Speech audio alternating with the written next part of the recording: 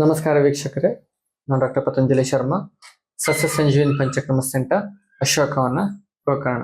ಇವತ್ತು ನಾನು ನಿಮಗೆ ಆಹಾರದ ಬಗ್ಗೆ ಒಂದು ಮಾಹಿತಿನ ಕೊಡಬೇಕು ಅಂತ ಈ ವಿಡಿಯೋವನ್ನ ಮಾಡ್ತಾ ಇದ್ದೇನೆ. ನೀವೇನು ನಮ್ಮ ಚಾನಲ್ ಸಬ್ಸ್ಕ್ರೈಬ್ ಮಾಡ್ಕೊಂಡಿಲ್ಲ ಅಂತಂದ್ರೆ ಈಗಲೇ ಸಬ್ಸ್ಕ್ರೈಬ್ ಮಾಡ್ಕೊಳ್ಳಿ. ನಾನು ಮುಂದೆ ಹಾಕ್ತಾ ಇರುವಂತ ವಿಡಿಯೋ ನೋಟಿಫಿಕೇಶನ್ ನಿಮಗೆ ಬರ್ತಾ ಇರ್ತದೆ. ತುಂಬಾ ಜನ ಪೇಷಂಟ್ಸ್ ಕ್ಲಿನಿಕ್ಗೆ ಬಂದವರು ಕೇಳ್ತಾ ಇರುವಂತಹ ಸಾಮಾನ್ಯ ಪ್ರಶ್ನೆಗಳು ಇದು. ಅದಕ್ಕಾಗಿ ಇವತ್ತು ನಾನು ನಿಮಗೆ ಈ ವಿಡಿಯೋನ ಮಾಡ್ತಾ ಇದ್ದೇನೆ. ಎಷ್ಟು ಆಹಾರನ ತಗೋಬೇಕು, ನಾನು ಎಷ್ಟು ಪ್ರಮಾಣದಲ್ಲಿ ಆಹಾರವನ್ನು ಸೇವಿಸಬೇಕು, ಎಷ್ಟು ತಗೊಂಡ್ರೆ ಜೀರ್ಣ ಆಗತ್ತೆ, ಯಾವ ರೀತಿಯ ಆಹಾರನ ಸೇವಿಸಬೇಕು ಅಂತ ತುಂಬಾ ಜನ ಪೇಷಂಟ್ಸ್ ಕೇಳ್ತಾ ಇರ್ತಾರೆ. ಅದಕ್ಕಾಗಿ ಇವತ್ತು ನಾನು ನಿಮಗೆ ಈ ವಿಡಿಯೋನ ಮಾಡ್ತಾ ಇದ್ದೇನೆ. ಆಯುರ್ವೇದದಲ್ಲಿರುವಂತಹ ರೆಫರೆನ್ಸ್ಗಳ ಪ್ರಕಾರದಲ್ಲಿ ಒಂದು ಶ್ಲೋಕದಲ್ಲಿ ಹೇಳ್ತಾರೆ, ಜಾಠರಂ ಪೂರೈತ್ ಅರ್ಧಂ ಅನ್ಯೈರ್ಭಾಗಂ ಜಲನಿಚ ವಾಯೋ ಸಂಚಾರಣಾರ್ಥಾಯ ಚತುರ್ಥಂ ಅವಶೇಷಯೇತ್ ಅಂತ ಹೇಳ್ತಾರೆ. ಜಠರಂ ಪೂರೈತ್ ಅರ್ಧಂ, ಜಠರ ಅಂದ್ರೆ ಒಂದು ಸ್ಟಮಕ್, ಅದನ್ನ 4 ಪಾಲ್ ಮಾಡಿದ್ರೆ, ಒಂದರಲ್ಲಿ 4 ಪಾಲ್ ಮಾಡಿದ್ರೆ ಒಂದು ಭಾಗವನ್ನ ಅರ್ಧ, ಜಠರಂ ಪೂರೈತ್ ಅರ್ಧಂ, ನಮ್ಮ ಅನ್ನದಿಂದ, ಆಹಾರದಿಂದ, ಸಾಲಿಡ್ಸ್ ಇಂದ ಅರ್ಧ ಭಾಗವನ್ನ ತುಂಬಬೇಕಂತ. ಜಠರಂ ಪೂರೈತ್ ಅರ್ಧಂ ಅನ್ಯೈರ್ಭಾಗಂ ಜಲನಿಚ, ಮತ್ತೊಂದು ಭಾಗವನ್ನ ನೀರಿನಿಂದ ಅಥವಾ ದ್ರವ ಆಹಾರನ ತುಂಬಬೇಕು. ವಾಯೋ ಸಂಚಾರಣಾರ್ಥಾಯ ಚತುರ್ಥಂ ಅವಶೇಷಯತ್ ಅಂತ ಹೇಳ್ತಾರೆ. 4ನೇ ಭಾಗವನ್ನ ಗಾಳಿ ಆಡ್ಲಿಕ್ಕೆ ಬಿಟ್ಟಿಡ್ಬೇಕು. ಸೊ ಒಂದು ಸ್ಟಮಕ್ ಅನ್ನ ನಾವು ಒಂದು 100% ಅಂತ ತಿಳ್ಕೊಂಡ್ರೆ 50% ಅನ್ನ, ಅರ್ಧವನ್ನ ಘನ ವಸ್ತುವಿನಿಂದಲೂ ಮತ್ತೆ 25% ಅನ್ನ ದ್ರವಾಹಾರದಿಂದಲೂ ಹಾಗೂ ಉಳಿದ 25% ಅನ್ನ ವಾಯುವಿಗೆ ಸಂಚಾರ ಆಗ್ಲಿಕ್ಕೆ ನಾವು ಬಿಟ್ಟಿಡಬೇಕು ಅಂತ ಹೇಳ್ತಾರೆ. ಅದಕ್ಕಾಗಿ ಶ್ಲೋಕ ಹೇಳಿರುವಂತಹದ್ದು, ಜಠರಂ ಪೂರೈತ್ ಅರ್ಧಂ ಅನ್ಯೈರ್ಭಾಗಂ ಜಲೇನ ಚ ವಾಯೋ ಸಂಚಾರಣಾರ್ಥಾಯ ಚತುರ್ಥಂ ಅವಶೇಷೆ. ಕೆಲವೊಬ್ರು ಏನ್ ಮಾಡ್ತಾರೆ ಅಂತಂದ್ರೆ, ಆ ಕಂಠ ಪೂರ್ತಿಯಾಗಿ ಇನ್ನೇನು ನಾತ್ರ ಒಂದು ತುತ್ತು ತಿನ್ಲಿಕ್ಕೆ ಆಗೋದಿಲ್ಲ ಹೇಳೋಲ್ಲಿವರೆಗೆ ತಿಂತಾರೆ. ಅವಕಾಶ, ಸ್ವಲ್ಪ ಜಾಗ ಇಟ್ಕೊಂಡು ಊಟ ಮಾಡಬೇಕು, ಹೀಗೆ ತುಂಬಾ ಕಡೆ ಹೇಳ್ತಾ ಇರ್ತಾರೆ. ಅದನ್ನ ನಾವು ಚಾಚು ತಪ್ಪದೆ ಪಾಲಿಸ್ಬೇಕು. ಆವಾಗಲಷ್ಟೇ ನಾವು ತಿಂದ ಆಹಾರಗಳು ಸರಿಯಾಗಿ ಪಚನವಾಗಿ ಅನ್ನ ರಸವಾಗಿ ನಮ್ಮ ದೇಹಕ್ಕೆ ಪ್ರಯೋಜನ ಆಗುವಂತಹದ್ದು. ಜಾಗನೇ ಇಲ್ಲದೆ ನೀವು ತಿನ್ಕೊಂಡ್ರೆ ಅದ ತೇಗ್ಲಿಕ್ಕೂ ಜಾಗ ಇರೋದಿಲ್ಲ, ಉದ್ಗಾರ ಶುದ್ಧಿ ಬರ್ಲಿಕ್ಕೂ ಜಾಗ ಇರೋದಿಲ್ಲ, ವಾಂತಿ ಬಂದಂಗೆ ಆಗತ್ತೆ, ಅವರಿಗೆ ಗಂಟ್ಲಿನ ಹೊರಗಡೆ ಬರುವಂಗೆ ಆಗತ್ತೆ. ಯಾಕಂತಂದ್ರೆ ವಾಯುವಿಗೆ ಮೂವ್ಮೆಂಟ್ ಆಗ್ಲಿಕ್ಕೆ ಆಗೋದಿಲ್ಲ. ಕೆಲವೊಬ್ರು ಊಟ ತಿಂಡಿ ಮಾಡ್ಕೊಳ್ಳಿ ತಿರ್ಗಾಡ್ಲಿಕ್ಕೆ ಆಗಲ್ಲ, ಹೊಟ್ಟೆ ನೋವು ಬರ್ತದೆ, ಯಾಕಂದ್ರೆ ಅಷ್ಟು ತಿನ್ಕೊಂಡಿರ್ತಾರೆ. ಅದಕ್ಕಾಗಿ ನಾವು ಘನ ಆಹಾರದಿಂದ ಕೇವಲ 50% ಅಷ್ಟೇ ತುಂಬಿಸ್ಬೇಕು. ಅರ್ಧ, ನಮ್ಮ ಕೆಪಾಸಿಟಿ ಅರ್ಧ ಭಾಗ ಅಷ್ಟೇ ತುಂಬಿಸ್ಬೇಕು. ಹಾಗೆ ಇದನ್ನ ಗುರುತು ಮಾಡೋದು ಹೇಗೆ? ಕೆಲವೊಬ್ರು ಹೇಳ್ತಾರೆ, ನಂಗೆ ಅರ್ಧ ಭಾಗ ಅಂತಂದು ಹೇಗೆ ಗುರ್ತು ಮಾಡ್ಲಿಕ್ಕೆ ಆಗೋದಿಲ್ಲ, ಇನ್ನು ಅರ್ಧ ಅಂದ್ರೆ ಎಷ್ಟು ತಿನ್ಬೇಕು ಅಂತ ಬಂದು ನಮ್ಮ ಹತ್ರ ಕೇಳ್ತಾರೆ. ಇದನ್ನ ನೀವು ಸುಲಭವಾಗಿ ಗುರ್ತು ಮಾಡ್ಕೋಬಹುದು.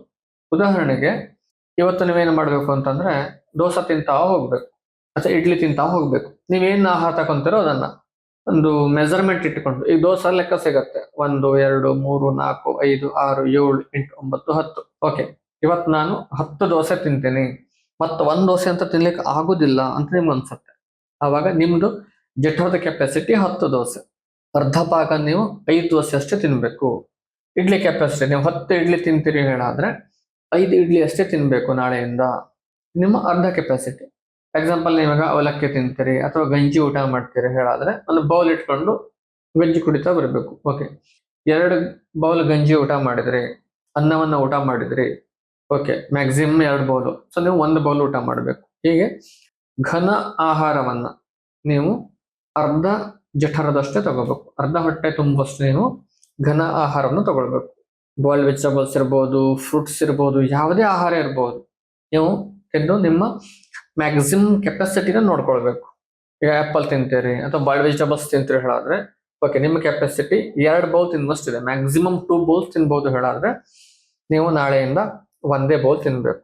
ಜಠರಂ ಪೂರೈತ್ ಅರ್ಧಂ, ಆವಾಗ ಸರಿ ಆಗತ್ತೆ. ನೀವೇನು ಎಕ್ಸಾಂಪಲ್ ಈಗ 1 kg ಆಹಾರ ನಿಮ್ ಕೆಪಾಸಿಟಿ ಇತ್ತು ಹೇಳಾದ್ರೆ 500 ಗ್ರಾಮ್ಸ್ ತಗೊಳ್ತೀರಿ ಹೇಳಾದ್ರೆ 250 ml ಆಗುವಷ್ಟು ನೀರನ್ನು ತಗೊಳ್ಬೇಕು. ನೀವು ಸಾಲಿಡ್ ಆಹಾರ ತಗೊಂಡ ನಂತರ ಉಳಿದ 1/4 ಅದರ ಅರ್ಧದಷ್ಟನ್ನು ನೀವು ದ್ರವ ಆಹಾರವನ್ನು ತಗೊಳ್ಬೇಕು. ಅದು ಸೂಪ್ ರೀತಿಯಲ್ಲಿರ್ಬೋದು, ಮಜ್ಜಿಗೆ ರೂಪದಲ್ಲಿ ಇರ್ಬೋದು, ಅಥವಾ ಬರೀ ನೀರಿನ ರೂಪದಲ್ಲಿ ಇದ್ದಿರ್ಬೋದು. ಹೀಗೆ 25% ಅನ್ನ ನೀವು ದ್ರವ ಆಹಾರವನ್ನು ತಗೊಳ್ಬೇಕು. ಮತ್ತೆ 25% ಅನ್ನ ಗಾಳಿ ಆಡ್ಲಿಕ್ಕೆ ಹಾಗೆ ಬಿಟ್ಟಿಡ್ಬೇಕು. ಆವಾಗಲಷ್ಟೇ ನಾವು ತಕೊಂಡಿರುವಂತಹ ಆಹಾರಗಳು ಸರಿಯಾಗಿ ಪಚನಗೊಂಡು ಸರಿಯಾಗಿ ಜೀರ್ಣವಾಗಿ ನಮಗೆ ಬೆನಿಫಿಟ್ಗಳು ಸಿಗ್ತದೆ. ನಾವು ನಮ್ಮ ಬಾಯ ರುಚಿಗೆ ತಿನ್ನೋದೇ ಹೆಚ್ಚಿಗೆ ಆಗಿಬಿಡ್ತದೆ.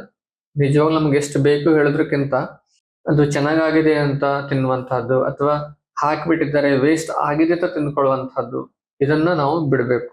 ನಮ್ಮ ದೇಹದ ಕೆಪಾಸಿಟಿಯನ್ನು ನೋಡಿಕೊಂಡು ನಾವು ಈ ರೀತಿ ಆಹಾರ ತಗೊಂಡ್ರೆ ನಾರ್ಮಲ್ ಹೋಮಿಯೋಸ್ಟಾಸಿಸ್ ಮೆಕ್ಯಾನಿಸಮ್ಗೆ ಇದು ಬೆಸ್ಟ್.